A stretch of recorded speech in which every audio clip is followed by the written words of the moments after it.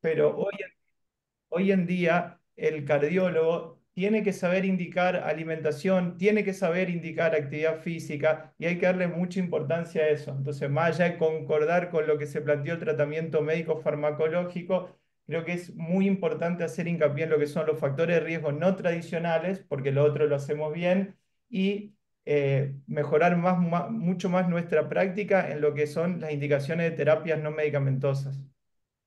Absolutamente. Sí, Sí, acá, Gonzalo. en este paciente en particular, Seba, me parece que lo fundamental fue que el paciente dejó el hábito, la cesación tabáquica. Me parece que eso es importante y uno ve habitualmente progresión de estas cosas en los pacientes que continúan con el tabaco. Coincido con el resto de las cosas, pero me parece que acá el factor tabaco, el cigarrillo, es algo que influye mucho en la enfermedad carotidia y en la progresión de estas lesiones, ¿no? O sea, el hecho que lo haya dejado me parece que también es uno de los factores más importantes para evitar la progresión, ¿no? Sí, sin duda, pero si hablamos de inflamación, uno de los principales factores de inflamación es la alimentación. Entonces, lo del tabaco es indiscutible, aumenta por 4 el riesgo de enfermedad vascular periférica, pero el grado de inflamación y como hablamos de proteínas ultrasensibles y demás, la alimentación en hombres y ni hablar de enfermedades inflamatorias en mujeres sobre todo, son factores importantes que creo que tenemos que empezar a darle cada vez más importancia. Bien, Gonzalo, Bien. seguimos. Bueno, podemos observar el estudio complementario que sigue Cami, sí, por favor. Se hace un Doppler de vasos de cuello en donde podemos observar la placa, sobre ¿Qué todo en les el eje parece longitudinal. esto, Carlitos? Dejemos que Eso. que lo describa Seba, que lo Bien, describa sí, sí. Carlos. Bien. Bueno, ahí se ven tres imágenes, lo que vemos, dos en eje corto y la más significativa es la que se ve a la derecha de la pantalla, que es un eje longitudinal de la bifurcación carotidia, ¿sí? De la bifurcación carotidia y los segmentos proximales de las dos carótidas, interna y externa. Lo que llama la atención es ese flujo turbulento que hay a nivel del origen de la arteria carótida interna. Ya uno solo viendo eso y hablando exclusivamente de flujo, esperaría encontrar velocidades aumentadas y que esa estenosis es hemodinámicamente significativa. Más allá de eso, se ve una placa que es voluminosa, digamos lo que se ve por encima del color, una placa muy voluminosa y si prestan atención inmediatamente por encima del color, donde claramente hay placa, porque por eso el color se muestra de esa forma, el color de la placa es prácticamente el mismo que el color del vaso, donde no hay Doppler. Bueno, yo creo que acá no puedo marcar, pero en la parte de la carótida común, el color donde es sangre es exactamente igual al de la placa ahí en el origen, lo cual estamos hablando de un componente lipídico muy importante de la placa. Bien. ¿Tiene heterogeneidad la placa? ¿Podés pensar que tiene hemorragia intraplaca o está ulcerada con esas imágenes? ¿Lo llegás a ver? No, no, no. A ver, yo no puedo inferir que tenga una heterogeneidad como para hablar de hemorragia intraplaca, aparte porque tiene componentes que son bastante ecogénicos. Es una placa heterogénea porque tiene componentes muy lipídicos, pero ya hay componentes de fibrosis. Creo que lo que la lleva más hacia la vulnerabilidad de esta placa es sobre todo el tamaño que tiene y que tiene componentes bien lipídicos. Yo con esta imagen no podría decir que tengo imágenes compatibles con hemorragia intraplaca. Sí. Perfecto. Yo creo que ahí necesitarías otra metodología diagnóstica, Claudio, ¿no? Me parece que el eco dio lo que dijo Seba, ¿no? Bien. Bueno, ahí estamos viendo las velocidades. Tiene una velocidad pico sistólica de 220. Bueno, eso es Espera, la La toma. anterior. Cami, ¿puede volver Con atrás? la anterior, Así, Cami. eso. Ahí ustedes están viendo en la imagen de la derecha una velocidad pico sistólica de 220 centímetros por segundo y una velocidad de 46 centímetros por segundo a nivel de la carótida común. Eso nos permite hacer un índice de velocidad pico sistólica contra la velocidad de carótida común que nos da mayor a 4. Mayor a 4 en las diferentes escalas. Yo tuve la posibilidad de participar en el último consenso que escribimos sobre esto y eso da por una estenosis solo por el índice del 4%, perdón, mayor al 70% ese índice de 4. Lo que no le da para que sea una estenosis mayor al 70% por eco es que le falta velocidad diastólica porque no llega al metro por segundo. Bien, seguimos, Cami. Bueno, continuando con los estudios complementarios, se realizó por las características de la placa en el ecodoppler una tomografía, una angiotomografía de vasos de cuello, donde podemos observar en las fotos que tenemos ahí en las cuatro fotos las características de la placa, sobre todo en lo voluminosa que es, la compresión que tiene y la ulceración se puede evidenciar la extravasación de contenido y la irregularidad de la placa. No sé Ahí se, si... en la imagen estática de arriba a la derecha pueden ver, no sé si podés señalarlo, Cami, vos que tenés el cursor, si podés señalar el contorno de la arteria para que vean lo voluminosa que es la placa. No te está haciendo muy, es más, no tanto. Eh, ahí, ahí es un círculo completo que tenés que hacer. Eso. Y ahí, todo eso es placa y la luz es el puntito blanquito central que tenemos. Realmente una placa muy, muy voluminosa, con un compromiso severo de la luz. Es una placa anfractuosa, parece ulcerada. Lo pueden ver acá en la imagen de abajo, que hay como un doble contraste. Eso no es calcio, eso es contraste. Parece una placa rota, ulcerada, muy voluminosa y muy severa. No sé si están de acuerdo conmigo. Sí, la Sí. verdad que la úlcera es bastante grande, es impresionante. Sí, sí, sí, Sí, en este absolutamente. caso yo creo que voy más por, digamos, por las características de la placa. El grado de estenosis no me parece ser una estenosis crítica, sí una estenosis severa, pero lo que más me llama la atención es lo voluminosa y lo irregular de la placa, lo cual son características no amigables. A mí me Bien, parece, Claudio, que es importante un poco el mensaje. Uno se encuentra habitualmente con estudios vasculares por Doppler de pacientes que tienen obstrucciones significativas, 70% como lo describió recién Sebastián, y realmente un poco justificar y un poco discutir con qué avanza uno cuando encuentra una obstrucción significativa en un paciente que está totalmente asintomático, con la medicación, en teoría, pongamos que está con los objetivos del tratamiento de las metas cumplidas y si se justifica o no avanzar con otra metodología diagnóstica pensando en un posible tratamiento y con qué metodología diagnóstica. Bueno, acá se mostró una tomografía, pero ¿en qué caso uno le haría una resonancia? No sé si Julieta quieren discutir y un poco comentar Y sobre esto. me gustaría que me pongan para compartir, si es factible. sí, por Ya supuesto. estoy.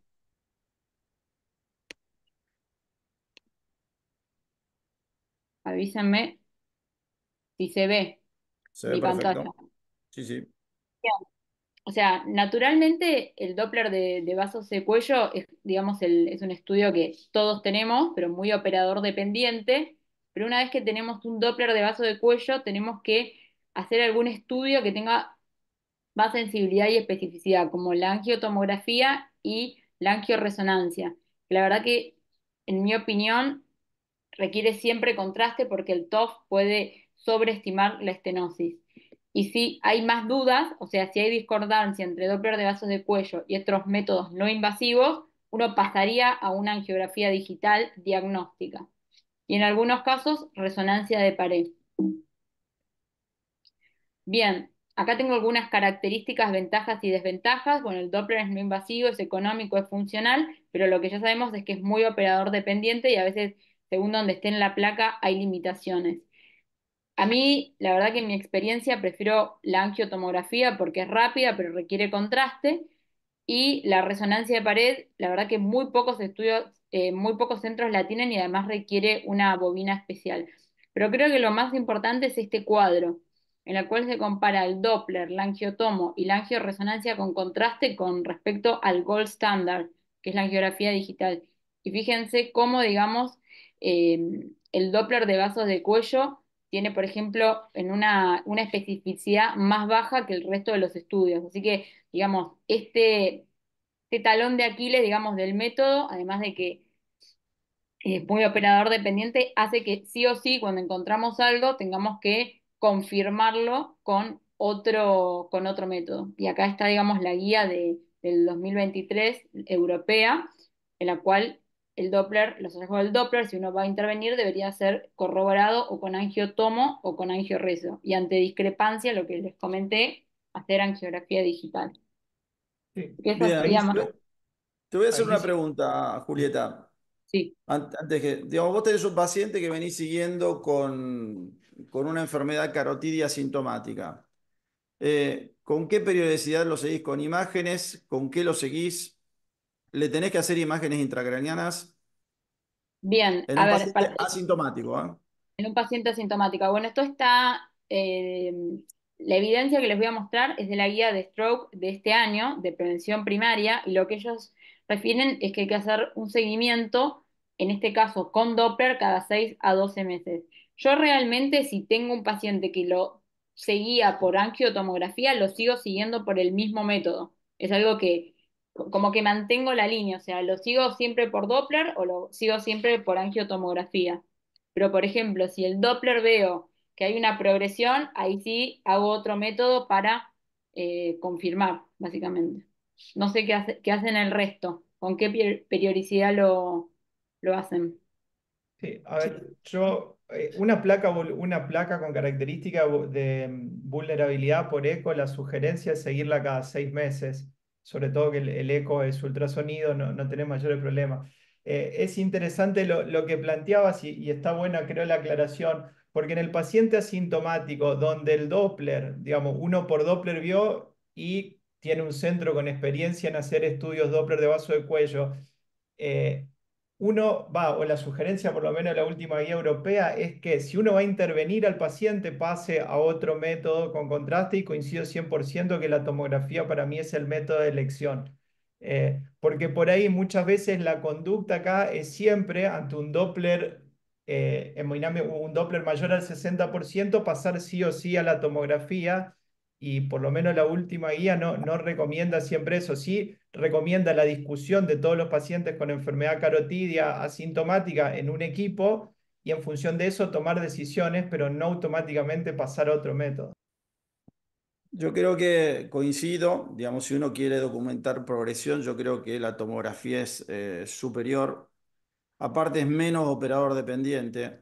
Vos haces un seguimiento por Doppler, si no te lo sigue el mismo operador con el mismo aparato, probablemente no puedas llegar a tener conclusiones.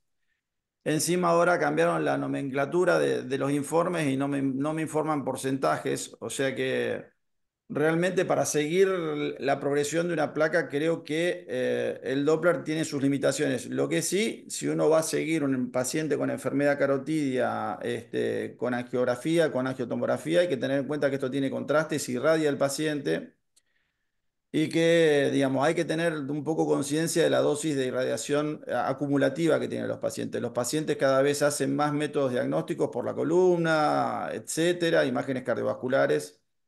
Y creo que si le podemos ahorrar contraste y radiación al paciente, creo que habría que tratar de aprovecharlo.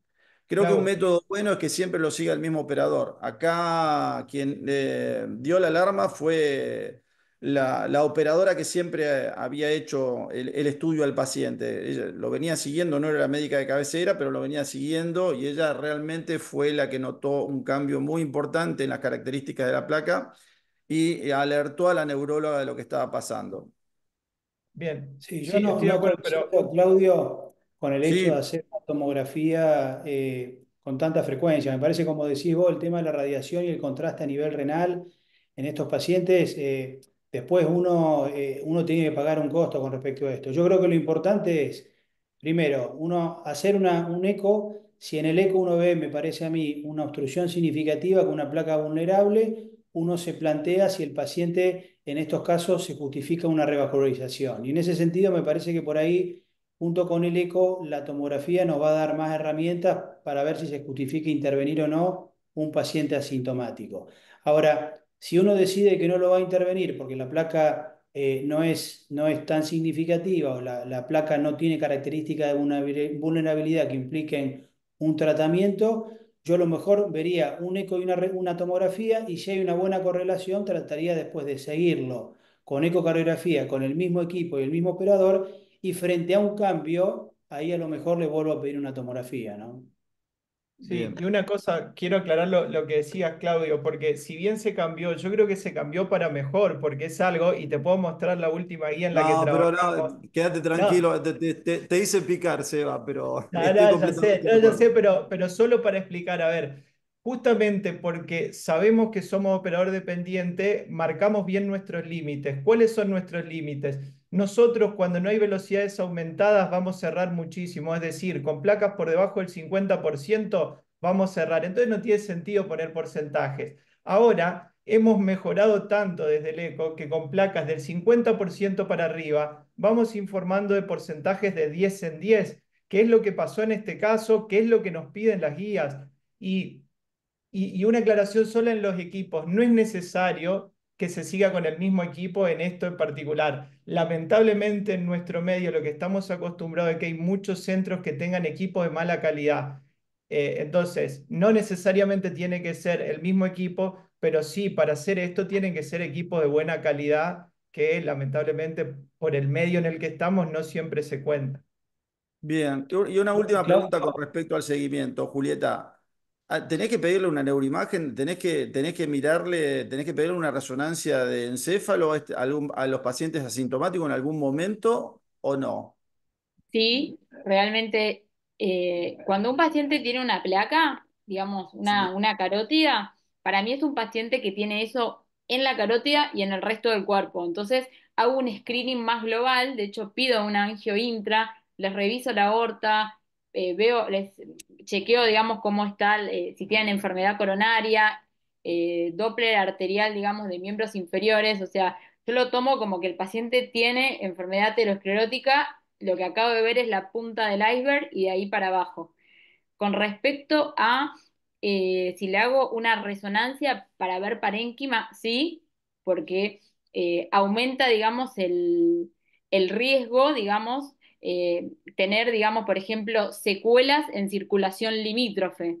Después, supongo que cuando hablemos de tratamiento voy a poder mostrar un poco más de esto, pero tener, por ejemplo, una carótida sintomática con una secuela, digamos, en ese territorio no es lo mismo que si no lo tiene. Así que sí, y me sirve para la toma de decisiones también. Bien. Claudio, me gustaría un poco consultarle y un poco ver la opinión de Julieta con respecto, uno se encuentra habitualmente frente a la situación de este caso, por ejemplo, uno tiene una placa, que una placa por eco que es vulnerable, significativa, por lo menos de un 70%, y me parece que todos estamos de acuerdo en, uno ya está pensando, porque es una placa voluminosa, pensar en algún tratamiento de revascularización con respecto a la placa. Frente a eso, se justifica completar con una angiotomografía para caracterizarla mejor y ver ciertos detalles.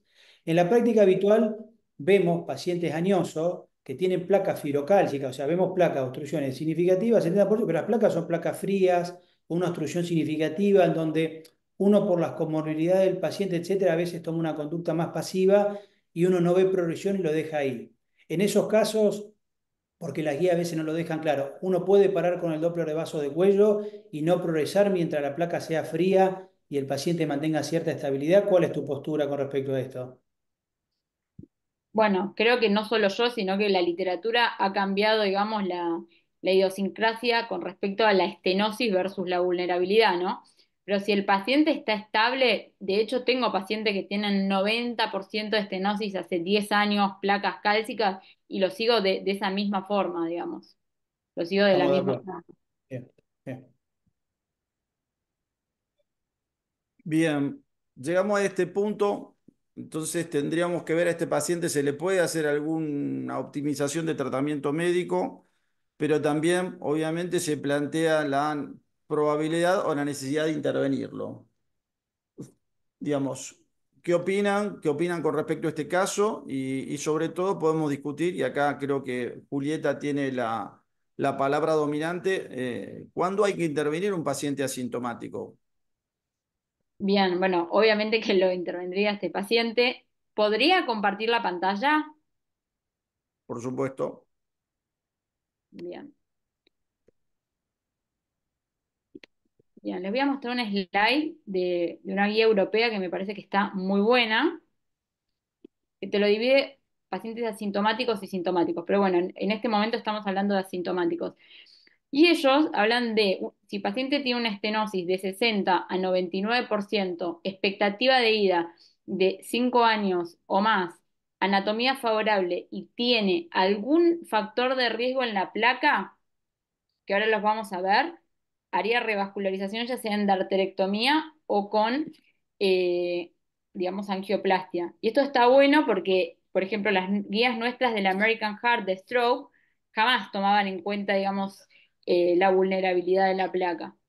Entonces ellos acá la definen muy bien, tiene que tener al menos una, y esto es que tenga vulnerabilidad de la placa, habla, por ejemplo, de que haya una progresión en un año más del 20%, que tenga placas, digamos, eh, que tenga placas con hemorragia intraplaca, que tenga compromiso de la vasorreactividad cerebral, que esto lo hacemos obviamente con el Doppler transcraniano para ver la reserva hemodinámica. También nos sirve ver la ecolucencia de la placa, que es lo que hablaba recién Sebastián, ver si es heterogéneo o no, ver si el paciente tiene microémbolos, digamos, durante una hora, uno puede ver si el paciente tiene microhits. Después, como recién me preguntaste, Claudio, si el paciente tiene un stroke ipsilateral, digamos, a la placa, esto aumenta el riesgo. Y obviamente si tiene un tromboadherido, hemorragia o úlcera. Así que todos estos parámetros, digamos, serían una ficha más para tratar a un paciente, digamos, asintomático.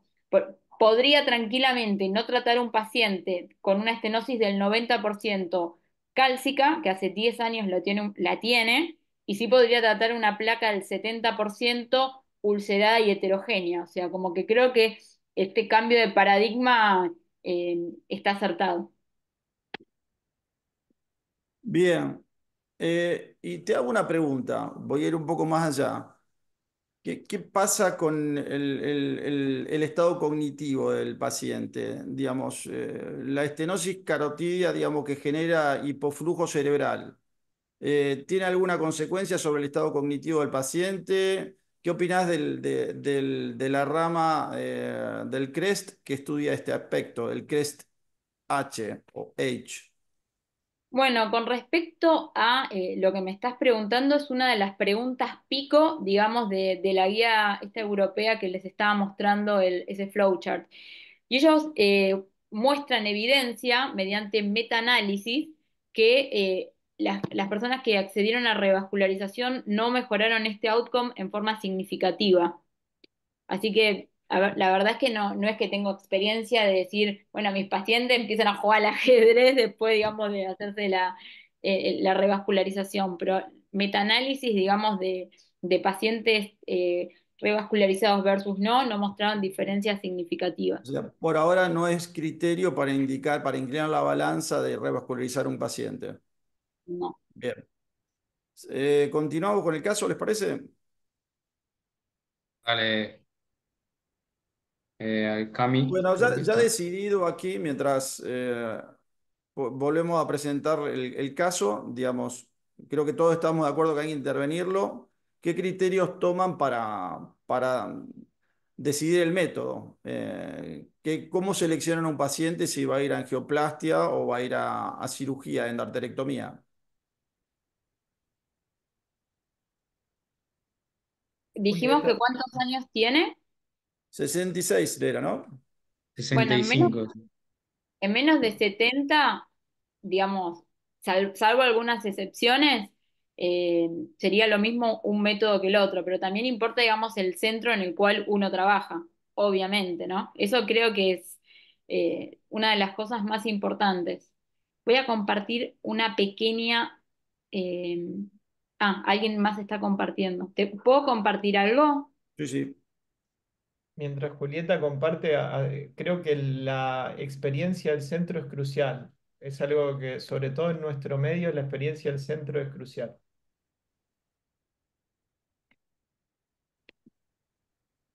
Ay, se me mete esto para ahí. Bien. Bien, este cuadro es muy, digamos, fácil, pero los pacientes, digamos, que tienen alguna de estas alteraciones que les voy a decir a continuación, son los que uno inclinaría, digamos, la balanza. Uno, obviamente, que el centro tenga más expertise para stenting. Otro es que tenga alto riesgo cardiovascular, alto riesgo quirúrgico. Otro es que tenga la carótida ocluida contralateral. Otra es que tenga, sea una estenosis, digamos, post-endarterectomía, o sea, recurrencia, o sea, una estenosis intrastent y tengan que hacer un stent intrastent, es decir, tengan que telescopar stent, que haya, digamos, radioterapia o cirugía en el cuello que haya cambiado la anatomía, que el paciente tenga un cuello hostil, es decir, que tenga un cuello, digamos, que desde la anatomía sea complicado, por ejemplo, la gente obesa, o que sea lesiones que son muy altas o muy bajas, es decir, o cerca de la clavícula o muy cerca, digamos, de las vértebras cervicales que hagan que el abordaje sea complicado. Pero bueno, vuelvo a repetir que lo que más me parece importante es también el expertise. Bien.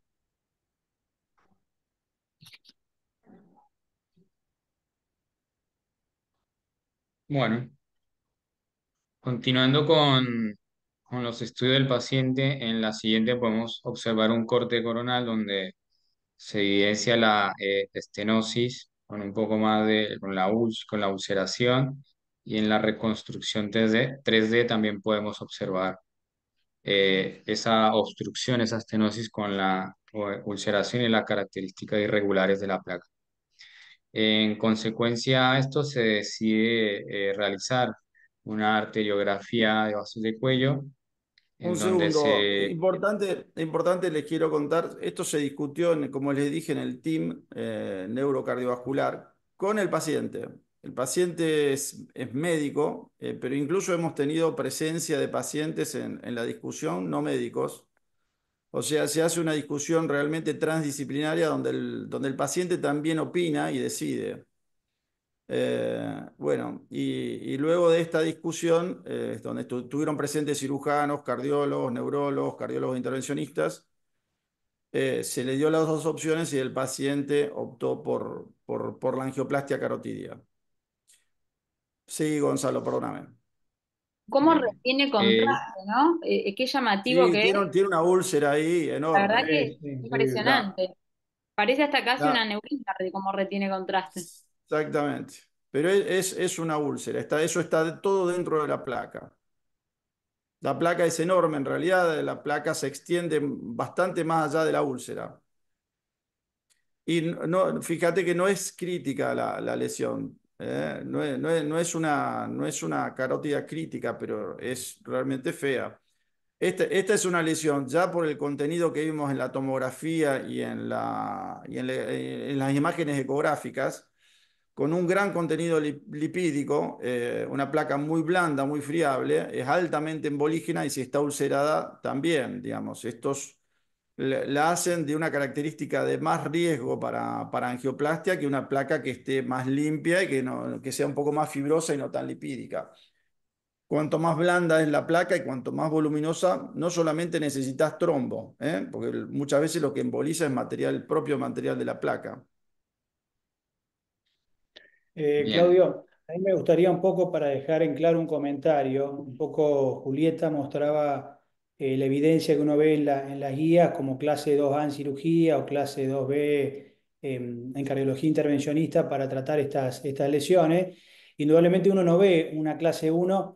Hoy, por ejemplo, en lo que es tratamiento médico, si uno va a la evidencia científica, no hay ningún estudio médico randomizado que haya comparado en esta población asintomática tratamiento médico versus revascularizarlo. Creo que está el CRES-2, todavía está ongoing, pero Ya terminó indudablemente, de enrolar, ya terminó de enrolar, va a estar listo, probablemente va a empezar a dar datos a fin de año.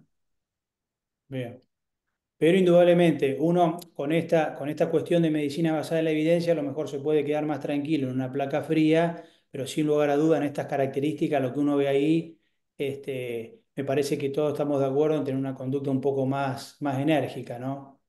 Sin lugar a duda. Más allá de que la evidencia falta en algunos aspectos, claramente estas placas tienen más incidencia de complicación. Y viendo esto, me parece que por ahí hasta no haría falta hacer una resonancia, porque ya esto asusta, ver esa ulceración que tiene, ya me parece que... Sí, aparte de una cosa desde la fisiopatología, porque cuando hablamos de ulceración, cuando hablamos de ulceración quiere decir que se rompió el endotelio y lo que había dentro de esa placa a algún lado se fue. Quizás no fue clínicamente significativo, pero ese contenido de la placa no está más en el vaso. Y una cosa que esto se va a resolver, ya lo veremos en un ratito seguramente, creo que esto también marca el riesgo del resto del territorio vascular de este paciente. Porque si desarrolló esta placa, creo que una vez solucionado este problema, hay que ser muy enérgico en cumplir las metas en este paciente por el resto de sus territorios vasculares. Bien, seguimos. Eh, Seguí con el Bien, caso, Gonza.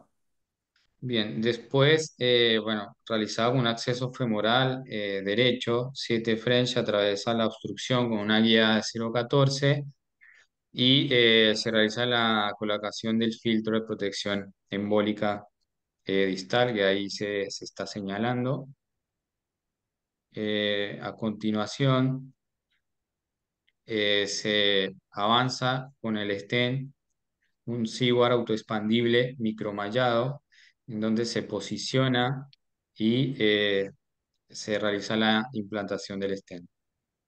Justamente Eh, por el alto riesgo embolígeno que tenía esta placa, en un paciente asintomático tenemos que ser sumamente prolijos.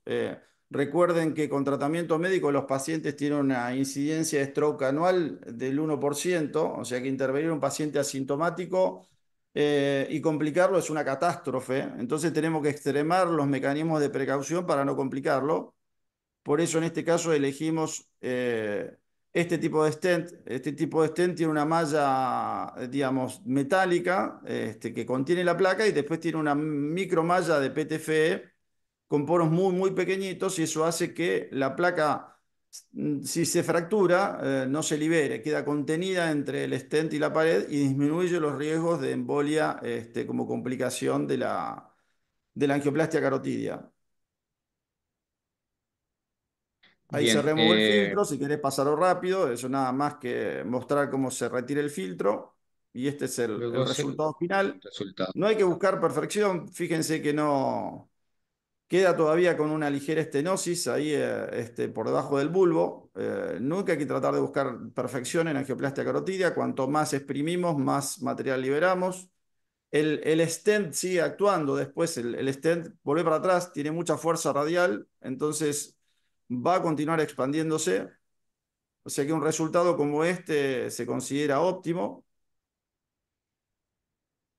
y realmente el paciente seguí, no tuvo ningún signo ni síntoma de déficit y no tuvo imágenes intracranianas sospechosas de embolias Embolia. distales. Tuvo una muy buena evolución clínica y ya lleva, creo que 4 o 5 meses de seguimiento, está sintomático. Le hago una pregunta a Carlos y a Sebastián, digamos, ¿hay que hacer screening de enfermedad vascular en otros territorios? ¿Qué tan importante en un paciente con enfermedad carotidia buscar la enfermedad coronaria o en otro territorio? ¿Y con qué? Sí, yo particularmente creo, Claudio, indudablemente esta población que tiene enfermedad carotidia, uno va a encontrar en un tercio de los pacientes que tienen una enfermedad coronaria significativa.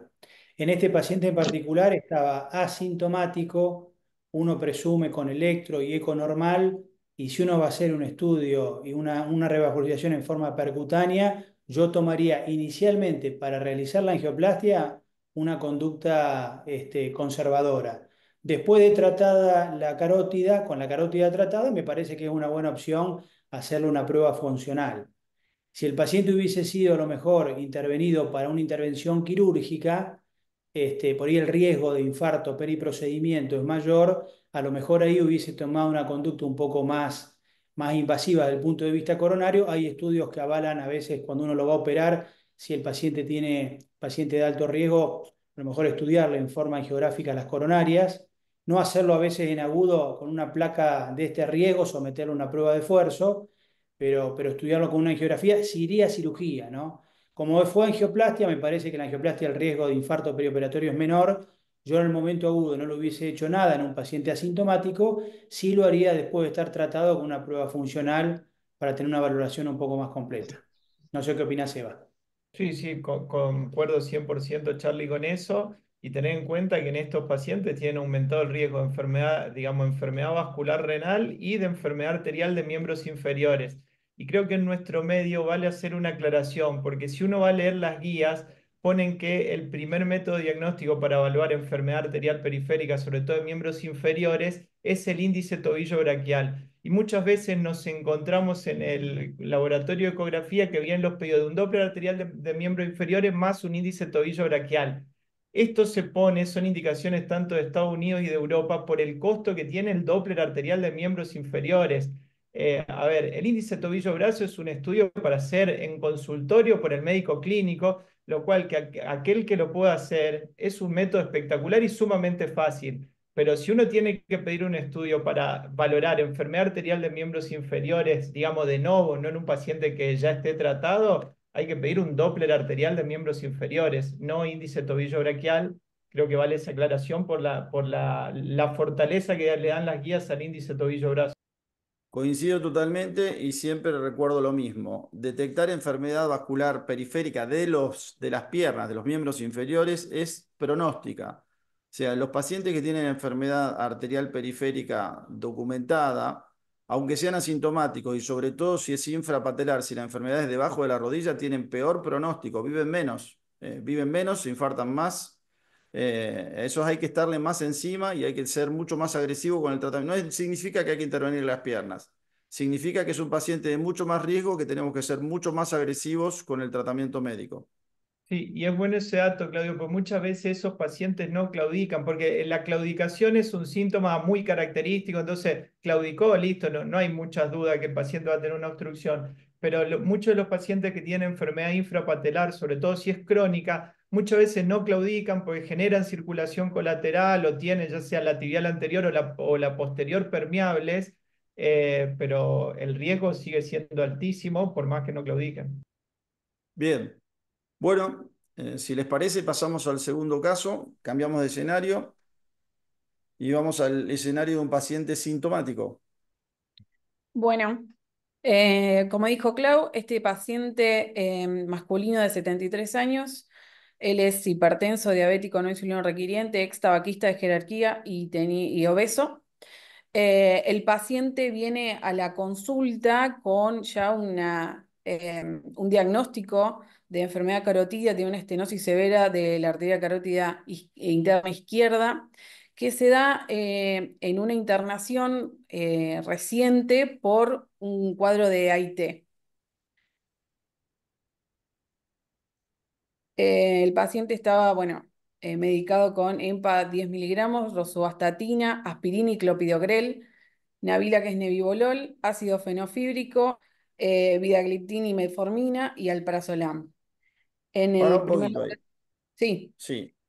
Si querés leer el laboratorio y hago mi sí. pregunta. El laboratorio para destacar, la glicemia ahí al límite, una urea de 62 con una creatina de 1,03, una glicosilada de 6,7 y un colesterol total que está dentro de los valores normales, si bien la LDL es de 70, teniendo en cuenta el paciente vascular que tenemos.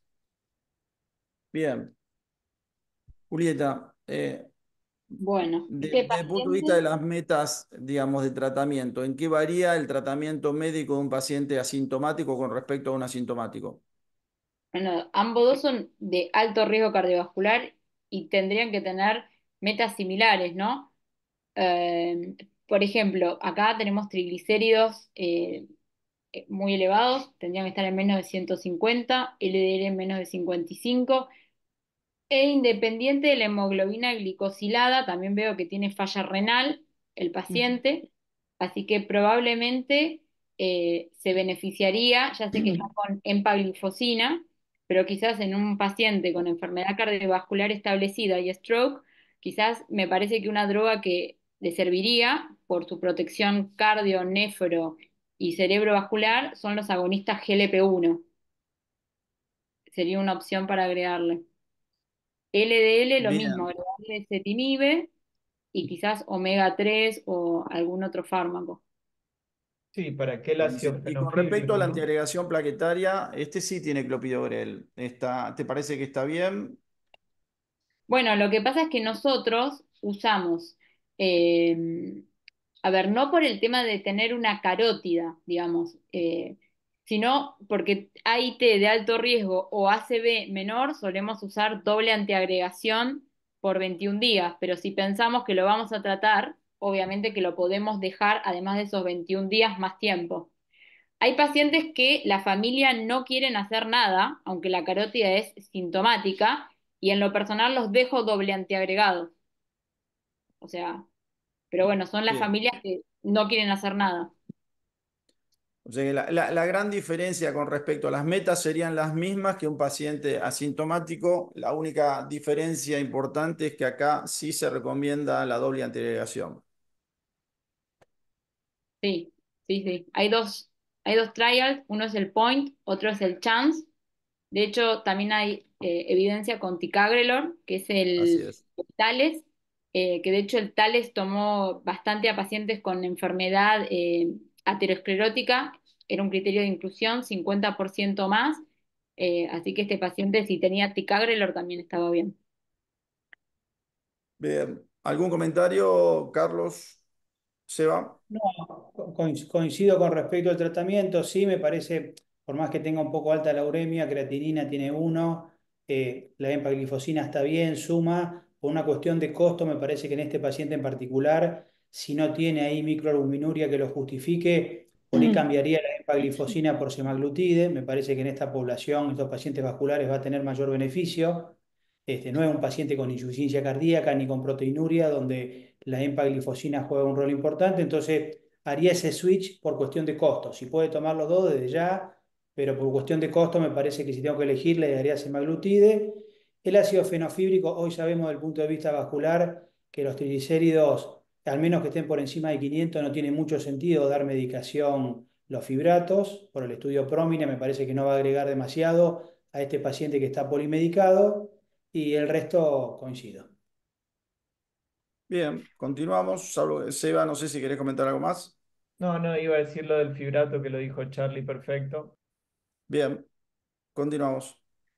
Bueno, en esa internación se realiza una angioresonancia donde se puede evidenciar múltiples áreas de hiperintensidades, sobre todo en la frecuencia FLAIR, que son de aspecto vascular crónico. Perdón si pasa muy rápido, si quieren que lo vaya pasando más lento me avisan, pero ahí se ven los múltiples focos, es bilateral.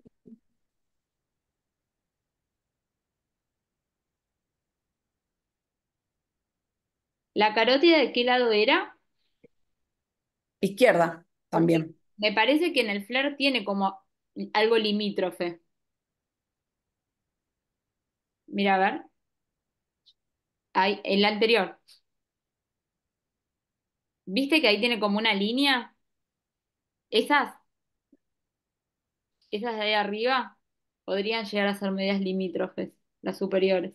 De hecho, Bien, tiene cortical de ese lado, ¿viste? Bueno, tiene bien. secuelas silentes, te diría. Y también tenemos esta de la perfusión, que tiene hipoperfusión, digamos, del hemisferio cerebeloso, que es dependiente de la carótida interna izquierda.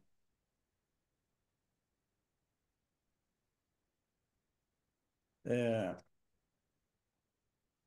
Tiene mucha hipoperfusión, digamos, en el territorio silviano más que nada. En bien. el territorio de la cerebral anterior no tiene mucha hipoperfusión, pero bueno, la verdad que, ¿qué estás mostrando? ¿Un T-Max? Que ¿Cómo? ese, viste que Secuencia de perfusión, decía. claro, esto debe ser volumen, porque la perfusión tiene varios parámetros, tiene CBF, o sea, el flujo, el CBB, que es el de volumen, Tmax, y el tiempo de tránsito medio. ¿Esto sabés cuál es? Mm, No lo Bueno, no especificaba. importa, pero está bastante caído, digamos, el volumen o flujo de ese lado. Debe ser Bien. volumen o flujo.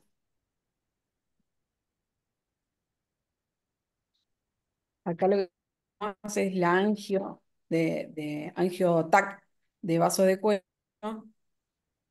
que podemos ver, acá tenemos partes, una placa que es también Fíjense voluminosa, arriba y a la derecha en las imágenes en el corte axial estático.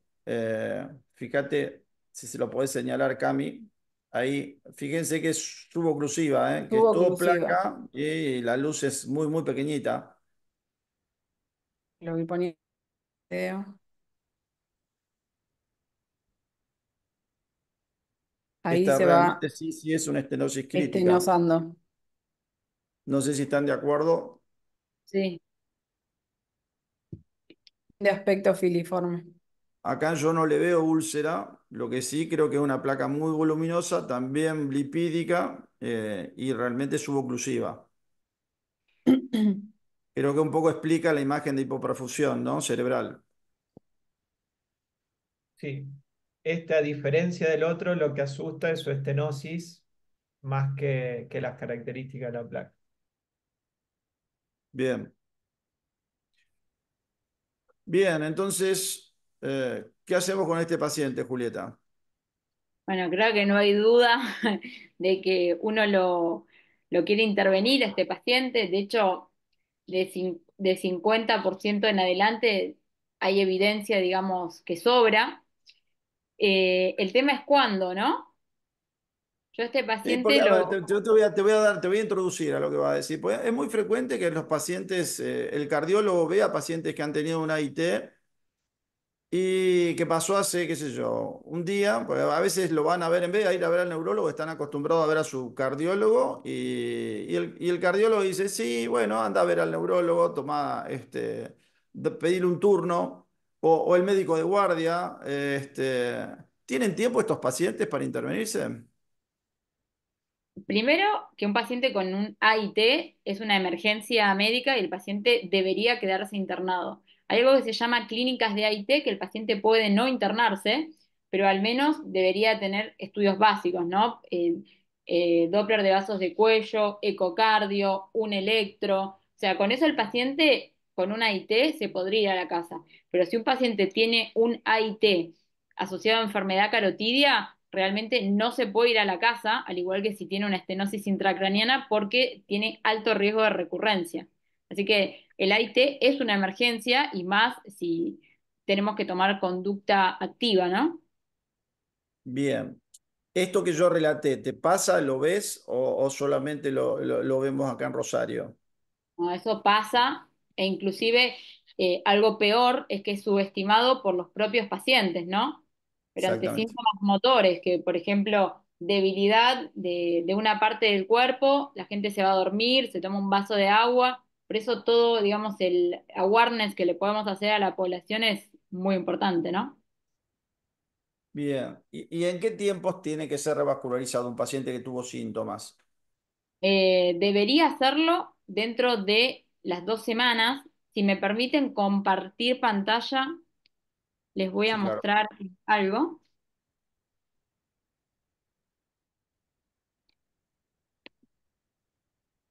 A ver.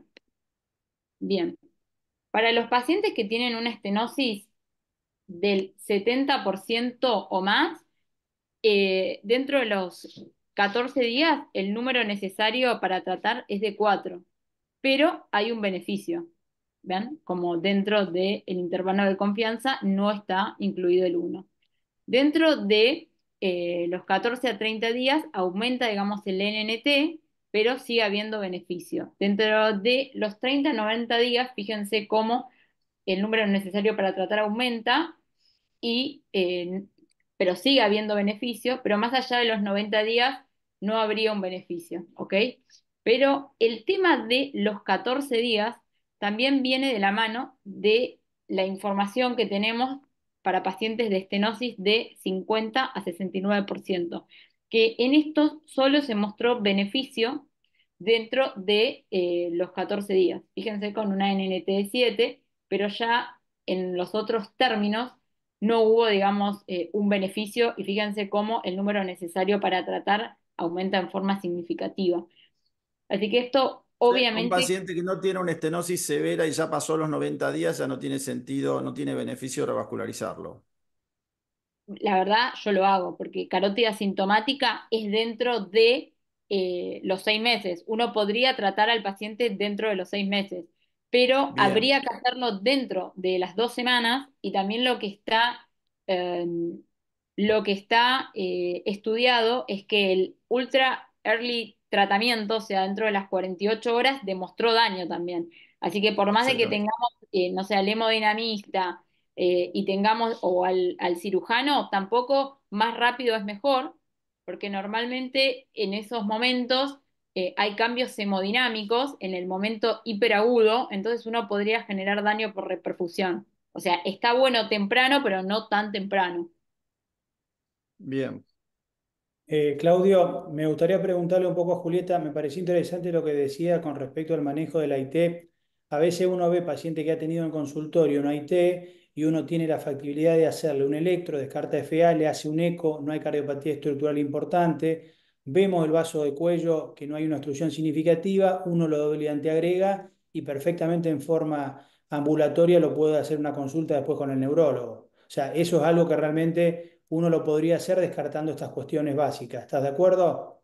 Sí, de hecho, lo que estás describiendo es la clínica de AIT. O sea, en Estados Unidos, supongo que por un tema de costos, prefieren no internar a pacientes de bajo riesgo. O sea, el paciente con alto riesgo se va a internar, pero pacientes de bajo riesgo, uno hace estas clínicas de AIT, el paciente está 12 horas, inclusive puede estar 12 horas en telemetría y el paciente se va con estos estudios básicos. Así que sí, es más, les agradecería.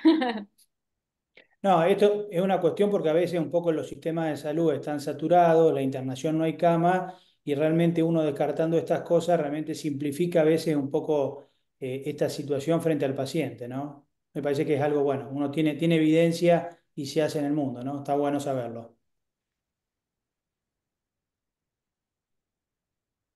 Bien. Continúa, Capi. Bien, entonces se realiza una arteriografía donde Fíjense volvemos a... en la imagen que está, digamos, ahí donde está la flechita, la parte distal de la placa, que se la ve borrosa, sucia. Esa es una imagen que generalmente significa trombo. Cuando uno no ve los límites, fíjense que es difícil establecer los límites, los bordes de la luz o los bordes de la placa, si lo quieren. Sobre todo ahí donde está señalándolo Camila. Eso probablemente sea trombo.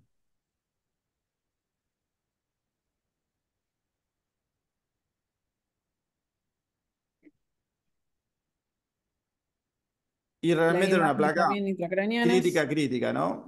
sí, Volvé para atrás. suboclusiva y trombótica. Exactamente.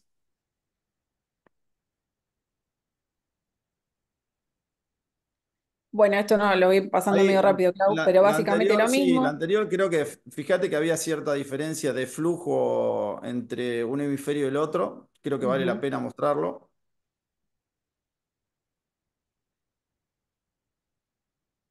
Se ve que hay hipoflujo del lado izquierdo. Se llena solo la cerebral media, ¿no? Bien, seguí. Y Bueno, nuevamente, entonces se decide tratar al paciente. bien, de nuevo usamos un sistema de protección, un filtro. Eh, Ya por ser sintomático tiene más riesgo de complicaciones, y encima las características de la placa también eran, digamos, de riesgo. Una placa nuevamente lipídica, es muy severa, crítica, cuanto más apretada está, más riesgo tiene y tenía una imagen trombótica, así que nuevamente elegimos tratarlo con un stent micromallado. Nosotros rutinariamente siempre peridilatamos, nunca vamos con stenting primario. Creemos que modificar la placa previamente a implantar el stent genera menos fragmentación. Si vos modificás la placa con el stent directamente, generás más fractura de placa y más embolia, así que nosotros rutinariamente predilatamos. Una vez que la arteria está preparada, ahí liberamos el stent y también rutinariamente postdilatamos. Es muy raro que no postdilatemos, nunca buscando la perfección, como dije antes, pero siempre hacemos una postdilatación Ese es el resultado final. Nos quedamos muy contentos con ese resultado.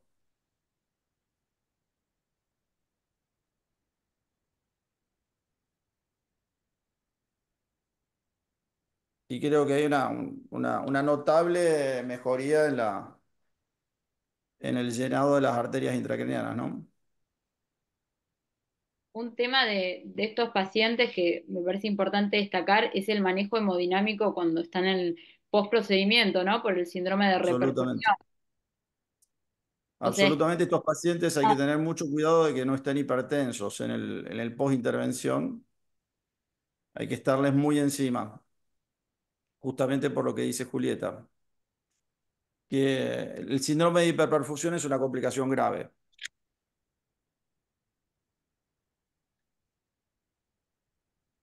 ¿Querés comentar brevemente de qué se trata el síndrome de hiperperfusión, Julieta?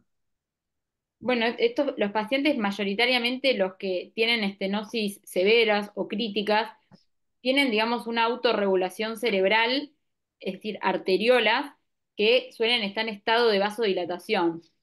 Entonces, para mantener la presión de perfusión cerebral, ¿no? Entonces, cuando se abre, digamos, en forma aguda la arteria, llega, digamos, como un jet de sangre a vasos que están dilatados, entonces hay riesgo de hacer hemorragia intraparenquimatosa, eh, inclusive hemorragia subaracnoidea. Así que uno de los factores predictores es que el paciente esté hipertenso. Bien, bien. ¿Algún comentario más con respecto a los casos? Les quería mostrar un slide nada más, si me Sí, lo sí. permite. A ver. Algo que me ha pasado en la práctica cotidiana. A ver. Bien, así como hablamos de placas asintomáticas pero con signo de vulnerabilidad y uno puede tratarlas, también he tenido pacientes sintomáticos pero con estenosis de menos del 50%. Entonces, en forma primaria, he decidido, obviamente por toda la evidencia que hemos hablado hoy, no tratarlo. Pero cuando esos pacientes hacen síntomas recurrentes, ahí obviamente que sí tuve que tratarlo a los pacientes, pero creo que se vuelve, digamos, a este punto conector que es la vulnerabilidad de la placa, ¿no? Porque si uno tiene una placa menos del 50%, con úlcera, con trombo sobreimpuesto, la verdad que es una placa vulnerable. Entonces, también creo que hoy va a cambiar también el tema de la estenosis, de ser tan tajante con la estenosis, y quizás podemos tratar placas de menos del 50%, pero muy vulnerables. De hecho, me ha pasado con 2 o 3 pacientes que los he tratado en la recurrencia alta con doble antiagregación, con estatinas, con ezetimibe y han recurrido. Pero bueno, uno se basa, digamos, en la evidencia previa que no toma en cuenta esto. Así que como está parasintomática, ya se está metiendo en sintomática. Bien, después voy a mostrar brevemente un caso que para nosotros es bastante emblemático, que es bastante parecido a lo que vos contás. Y las guías son guías, en realidad no son dogmas, ¿no? Después en la práctica te encontrás cosas que tenés que resolver y por ahí no es un dogma que no tenés que tratar a pacientes que tienen menos de un 50% de estenosis, sobre todo si la clínica no se controla. Así que coincido completamente. Bueno, si quieren paso a mi presentación y después hacemos una discusión final. Eh, Voy a compartir pantalla yo.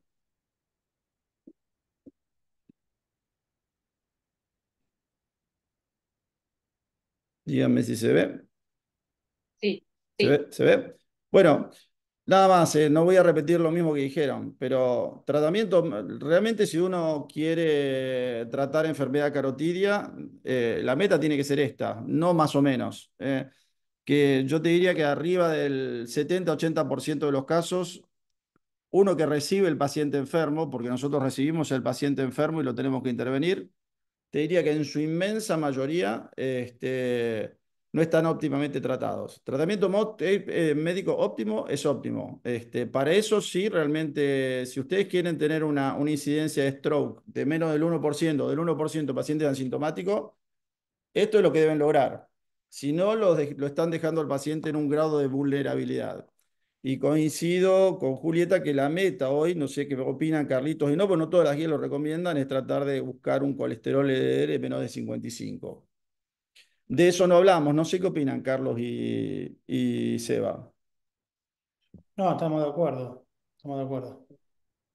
Bien.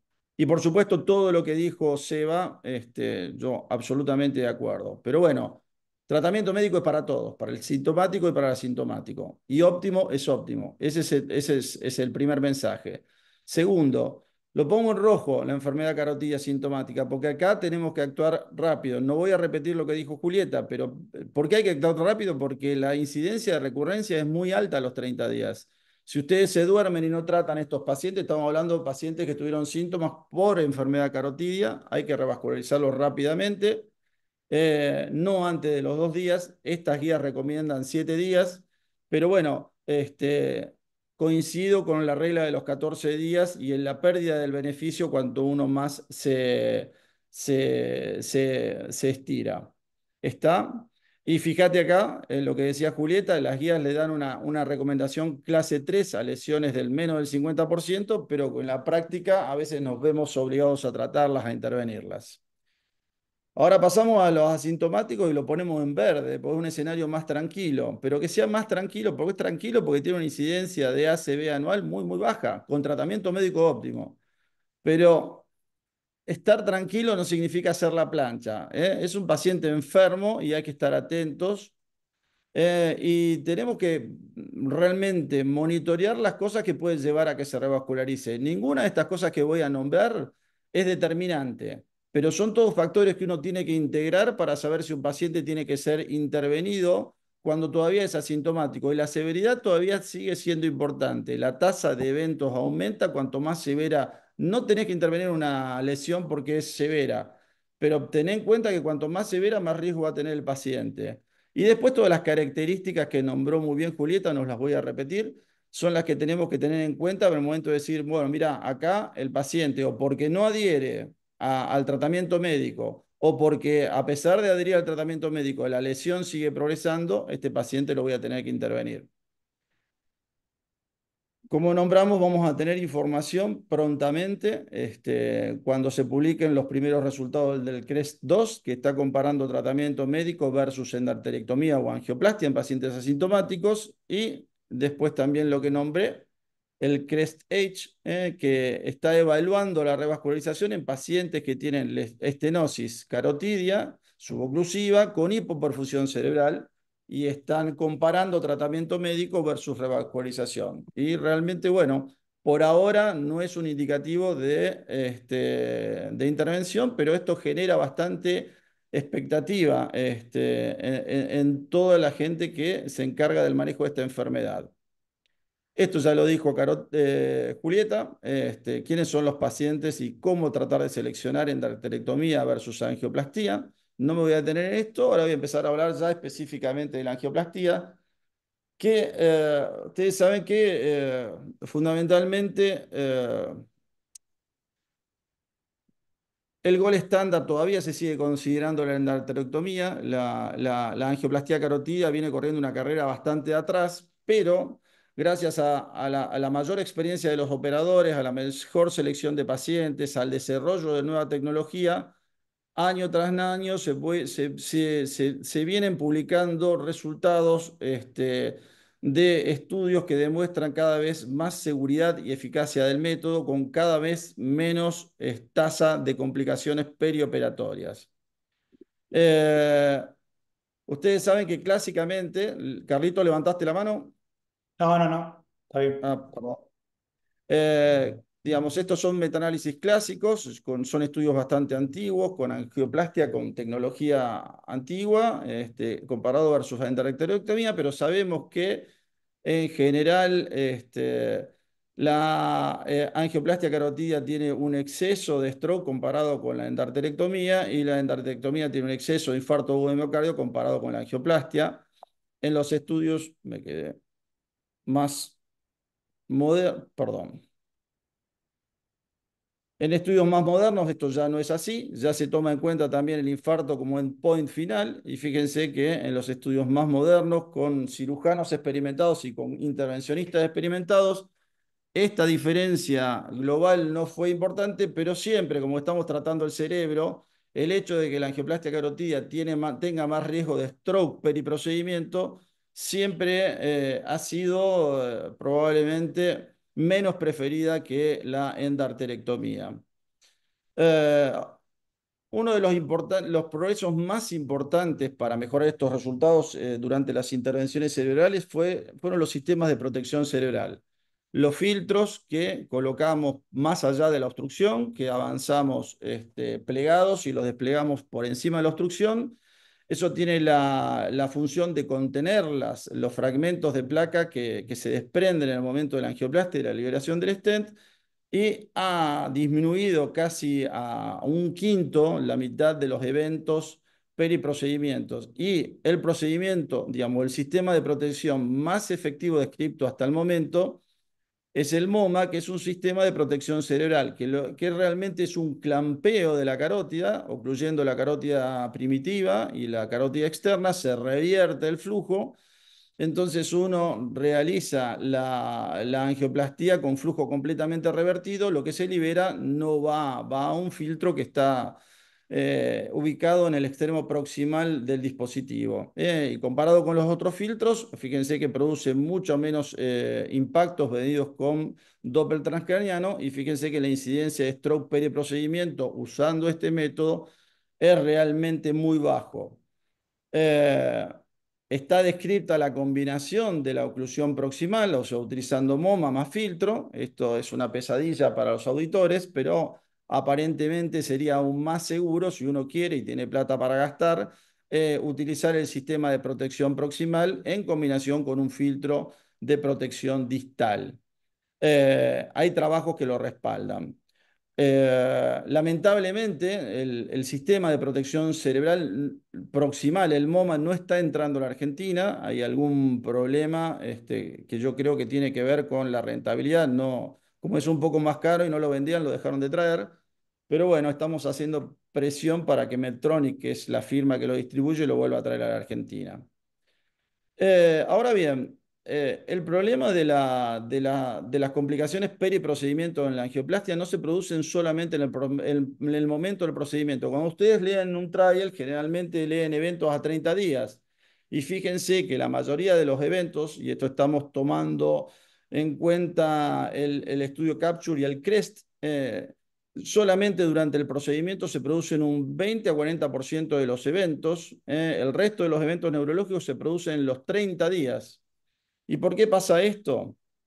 Porque muchos de los stents que tradicionalmente utilizamos tienen una malla abierta y en realidad no contiene completamente la placa. Se produce esto. Estas son imágenes del ultrasonido intravascular, donde vemos que hay placa por dentro de los límites del stent. Hay prolapso de placa y les voy a mostrar algunas imágenes angiográficas. Esto, fíjense, terminado la angioplastia, se ve algo que está protruyendo dentro de la luz.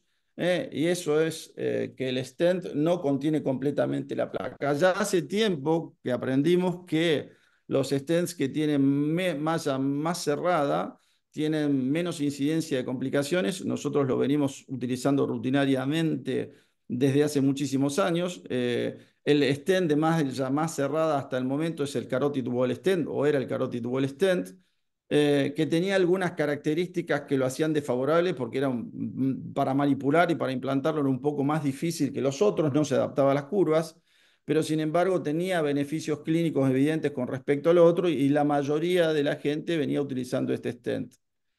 Eh, por otro lado, hay un problema dentro del procedimiento que la maniobra más embolígeno puede producir embolia por muchas causas dentro del procedimiento. En el momento en que asciende el catéter guía, cuando cruza la lesión con la guía o el sistema de protección, pero las maniobras más embolígenas son el implante del stent y sobre todo la postdilatación. es ahí donde se libera la mayor cantidad de partículas, es ahí donde se detectan la mayor cantidad de impactos con Doppler transcraniano. Entonces, si tenemos un stent que libera menos partículas en el momento de implante o en el momento de la postdilatación, probablemente tengamos menos incidencia de complicaciones. Y entonces es acá donde la compañía Inspire diseñó el primer stent micromallado, que consiste en un stent que tiene celdas abiertas, la parte metálica que es autoexpandible, tiene celdas muy abiertas, pero tiene también un entramado de PTFE que tiene microporos muy pequeñitos que contienen eficazmente la placa. Este es un detalle de lo que se puede ver. Este es un monofilamento de PTFE de 20 micras y los poros tienen aproximadamente 150 micras. Eh, Esto es una comparación entre los distintos tipos de stent. No voy a detener mucho con esto, pero fíjense, hoy en el día, en el mercado mundial, hay 3 stents de tipo micromallado. Solamente en la Argentina está entrando y que afortunadamente es el que tiene más evidencia y aparentemente, de acuerdo a los estudios publicados, es el que mejor resultados clínicos tiene. Y fíjense que los tamaños de los orificios son realmente muy pequeños. Fíjense que esto es medido con la cantidad de partículas que uno recoge cuando saca el filtro. Cuando uno retira el filtro, lo que primero mide es a ver cuántas partículas recogiste. Y fíjense que utilizando un stent, el Aculint, que es un stent bastante conocido dentro del mercado, pero es de primera generación, comparado con el stent micromallado, la cantidad de partículas que se recogen del filtro son mucho menores. Y bueno, también hay obviamente resultados clínicos. Esta es una serie de trabajos no randomizados, son serie de casos, pero forman un número importante de pacientes, 1.360. Y fíjense que la tasa de complicaciones a los 30 días está por debajo del 1% perdón, a los 30 días la tasa de complicaciones totales está alrededor del 1%. Eh, y fíjense que esto ya son resultados al año de seguimiento, un 2% de complicaciones totales al año de seguimiento realmente es un resultado excelente con esta técnica. Recientemente se publicó un estudio que es el C-Guardians, es un estudio todavía aún más numeroso, de 316 pacientes, incluyó pacientes sintomáticos, creo que incluyó 26% de pacientes, 24% de pacientes sintomáticos, en una serie consecutiva de intervenciones utilizando el stent Seward. Y nuevamente fíjense que la tasa de complicaciones periprocedimiento está por debajo del 1%. Esto incluye stroke mayor, menor, infarto agudo de miocardio, muerte. Y también una tasa de complicaciones relacionadas con el procedimiento menor al 2% al año. Realmente muy buenos resultados. Y esto ubica, fíjense, volvemos a los cuadritos donde se ven que cada dispositivo que se agrega va haciendo la angioplastía carótida cada vez más segura.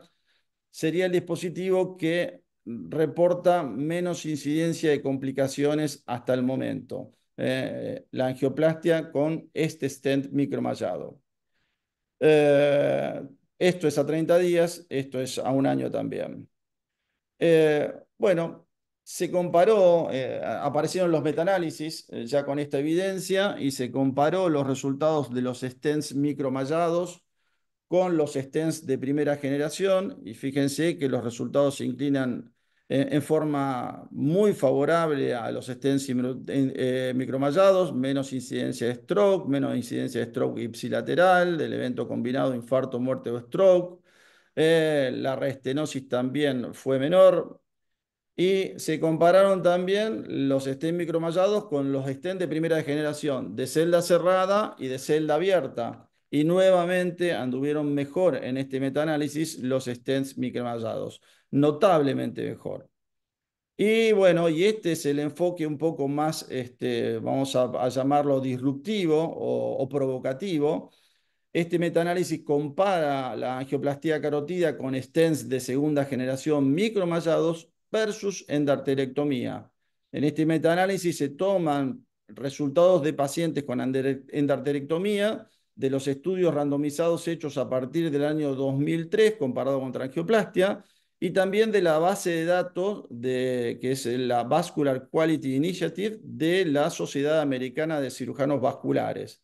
Con esto armaron un pool de pacientes, lo macharon y lo compararon con una población comparable de pacientes tratados con angioplastia y stent micromallado.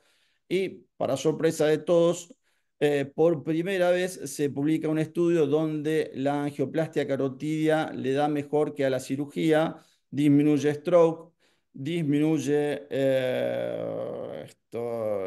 a 30 días, acá no me doy cuenta qué evento estamos midiendo. Este es el evento combinado. Y perdónenme, pero como no llego a leer bien, no llego a ver cuál es la columnita de abajo. Pero estos son resultados a 30 días, mejora el stroke, mejora el evento combinado, incluyendo muerte, stroke o infarto agudo de miocardio, y también a los 12 meses el resultado con stent micromallados aparece bastante alentador comparado con la endarterectomía. En conclusión, este metaanálisis sugiere que por primera vez la angioplastia con stents de segunda generación podría ser igual o superior a los resultados de la endarterectomía carotidia. Les muestro un caso, yo les decía que este es un caso emblemático, el que te había comentado antes, Julieta, que es un paciente que había tenido un stroke mayor, se había trombolizado. Lo voy a pasar rápido. Y encontramos esto. No le encontramos una estenosis significativa, pero fíjate que era un cúmulo de úlceras, una lesión realmente horrible. Y la verdad que lo discutimos bastante, nos daba bastante temor dejarlo así. Así que bueno, nuevamente lo discutimos en el team neurocardiovascular. Todo el mundo estuvo de acuerdo que había que tratarlo. Era un paciente, ahí me parece que hay un micrófono abierto. Creo que es el tuyo, Carlitos. Para vos habitual de vengo a principio de año y al fin de año. ¿Cuánto Carlitos, bebí?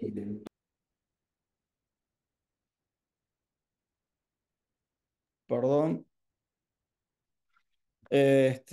Lo discutimos en el team. Era un paciente que tenía múltiples comorbilidades, sobre todo desde el punto de vista cardiovascular. No era un paciente bueno, por lo ideal hubiese sido operarlo. Este paciente, yo coincido que es un paciente horrible para colocar un stent.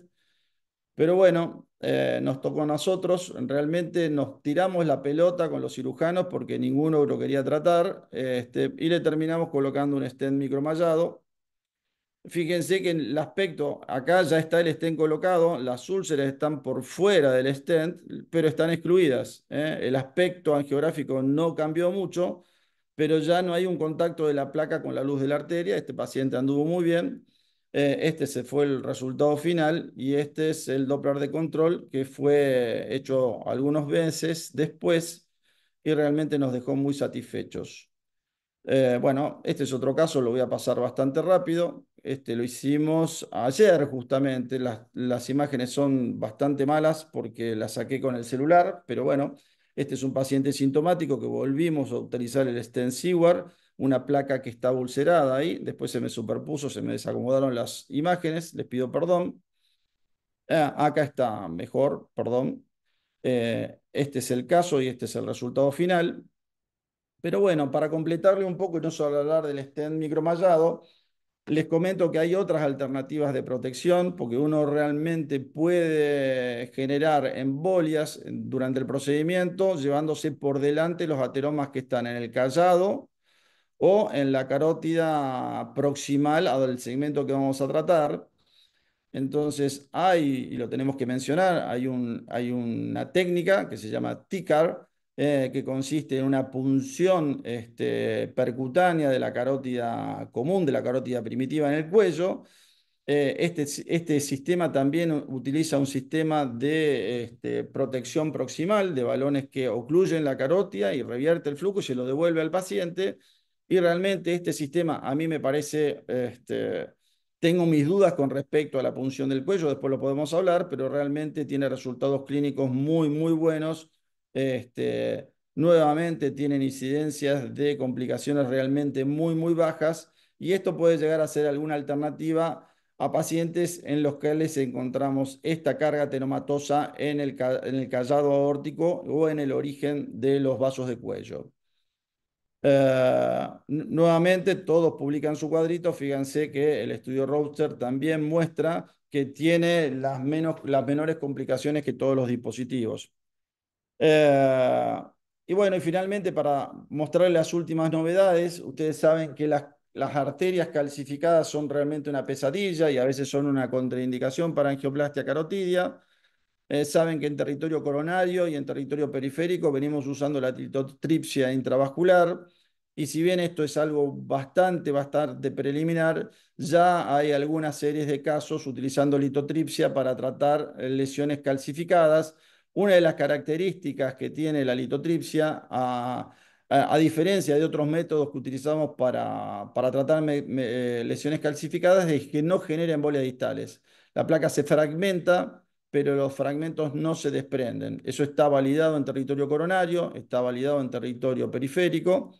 Vamos a ver qué pasa con el territorio carotidio. Y bueno, para terminar, nada más es repetir un poco que el tratamiento médico óptimo siempre es el primer paso, pero debe ser óptimo, como lo dije antes. Considerar que el paciente sintomático tiene que ser revascularizado rápidamente, que el paciente asintomático hay que hacer una revascularización selectiva, pero no pasiva, no hay que dormirse, y que los nuevos avances del intervencionismo endovascular demuestran significativas reducciones de eventos embólicos per intervención, mostrando por primera vez superioridad con respecto a la endarterectomía. Pero la decisión final siempre tiene que ser tomada por un grupo multidisciplinario. Contando con toda la información, el paciente también opina, pero con toda la información disponible. Así que bueno, muchas gracias. Claudio, ¿te puedo hacer una pregunta? Todas. Bueno, primero que buenísimo todo lo que presentaste, la verdad que ese metaanálisis que demuestra que la angioplastia superior a la endarterectomía lo tengo que leer. Te quería preguntar si el filtro es considerado standard of care para los financiadores, porque por ejemplo mis pacientes que se ponen TAVI no les reconocen el Sentinel, el filtro, ni deflectores, ni nada, y parecería ser crucial, ¿no? Sí, a ver, para una intervención carotidia te lo reconocen. A ver, sabés que acá vos tenés un PMO en lo cual nada de esto de lo que estamos hablando figura. La realidad es que no figuran ni los filtros de protección carotidia para las intervenciones carotidas. Pero bueno, hay un montón de cosas que las autorizan en base al aporte de evidencia que le vamos haciendo y realmente los sistemas de protección para una intervención carotidia los autorizan. Yo creo que a nadie se le ocurriría hacer una intervención carotidia sin un sistema de protección, que en este caso en la Argentina solamente nos quedan los filtros. Hay distintos modelos, pero hay filtros. Con respecto al Sentinel, hay un registro muy importante que se publicó hace poco y mostró un beneficio, sí, pero el beneficio es realmente eh, muy marginal porque la tasa de eventos en TAVI es realmente baja. Si vos lo analizás completamente, es el 1%. Entonces, si vos lo utilizás rutinariamente, no es costo efectivo, no está indicado. Sí está indicado en pacientes que han tenido un stroke reciente, sí está indicado en pacientes que tienen mucha carga ateromatosa en el arco aórtico, pero no en forma rutinaria y de nuevo, que te lo autoricen, esto, ya que te autoricen un TAVI es complicado. Que te autoricen un TAVI con Sentinel es casi heroico.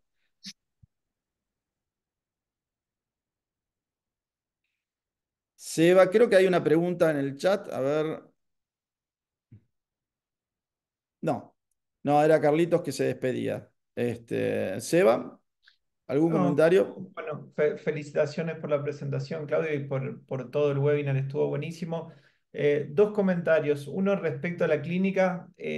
Como le dije al principio, estos pacientes son crónica de nuestro fracaso. Estos son nuestros pacientes que nos llegan a los 50 años con un síndrome metabólico y que lo tratamos a medias. Digamos que no buscamos el tratamiento médico óptimo a los 50, llegan así a los 70 años gracias a la evolución de los médicos y la tecnología, hoy tienen un tratamiento, pero lo ideal sería evitar que lleguen. Entonces, eso es un comentario.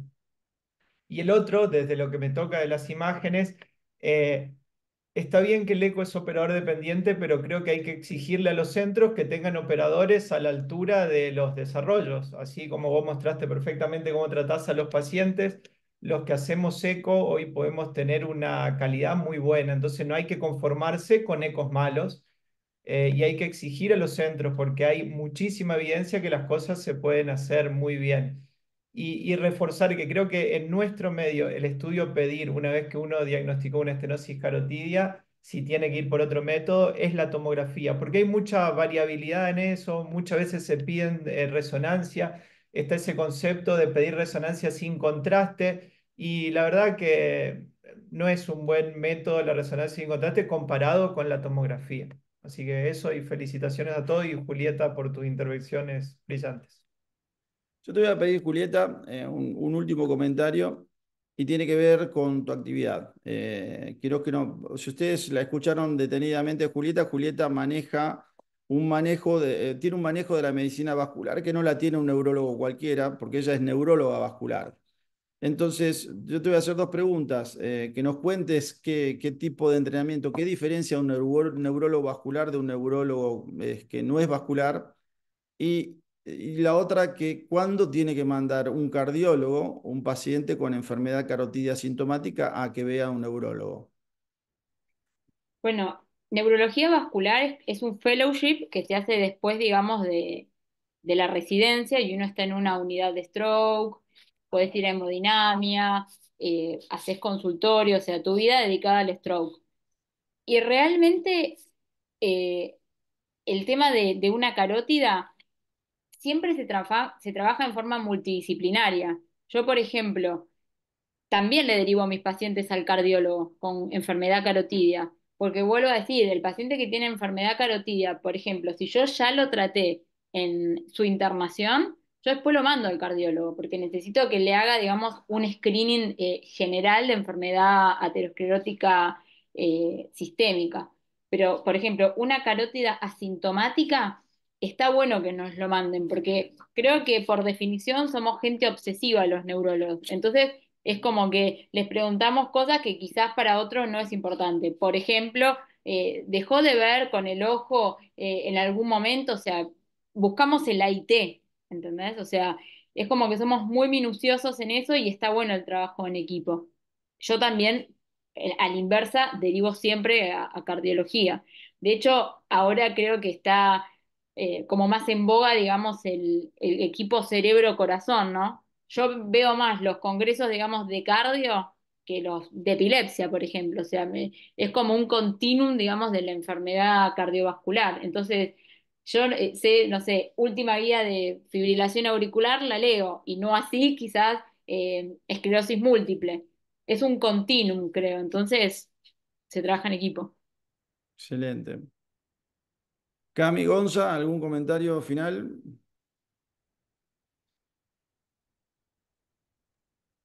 No, Claudio, excelente presentación. La verdad que como fellow, digamos, del servicio nos llevamos bastante información en una enfermedad que por ahí en la residencia de cardiología no hay mucho hincapié o no se ve mucho, y sobre todo en la formación o en el manejo transdisciplinar de la enfermedad. Sí, Estuvo muy, justamente muy eso. bueno. Creo que durante la carrera de la residencia, eso me pasaba eso, de verlo ajeno, de verlo algo más como del neurólogo.